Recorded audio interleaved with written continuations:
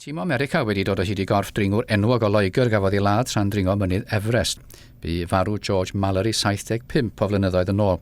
Mae rhai yn credu mai fe oedd y cyntaf i gyrraedd copa'r mynydd, hyn flynyddoedd cyn i Sir Edmund Hillary gyflawni'r gamp yn 1953. Dyma Emlyn Lewis. Mae rhai yn credu fod George Mallory ar ei ffordd i lawr y mynydd pan gafodd ei ladd. Eraill yn credu mai dal i ddringo iddo a'i fod o wedi methu cyrraedd y copa. Ond yn sgil darganfod ei gorff, mae chwilio mawr rwan am ei gamera. Roedd cyflwr y corff wedi ei ddiogelu'r rhag dirywio gan yr hew ar y mynydd. Y gobaith ydy bydd ei gamera'n dal mewn un darn a'r ffilm heb ei ddifetha. Byddai llun ohono ar gopa Everest yn profi ddolwyddon ei orchest.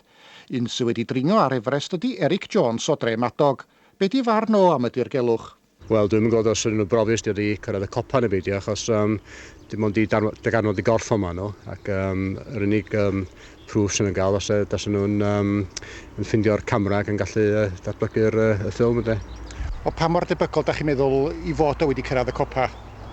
Wel, dwi'n yn gwybod, oedd o dal tua, dwi'n meddwl 2000 o dan y copa, a mae'n lot fawr o dir i ddringo o fanna i fyny, ac dwi'n meddwl iawn bod yn debygol bod o wedi cyrraedd y copa, Amser a ddengis, ond pa mor bwysig ydy darganfod y corff ar ôl gymaint o flynyddoedd?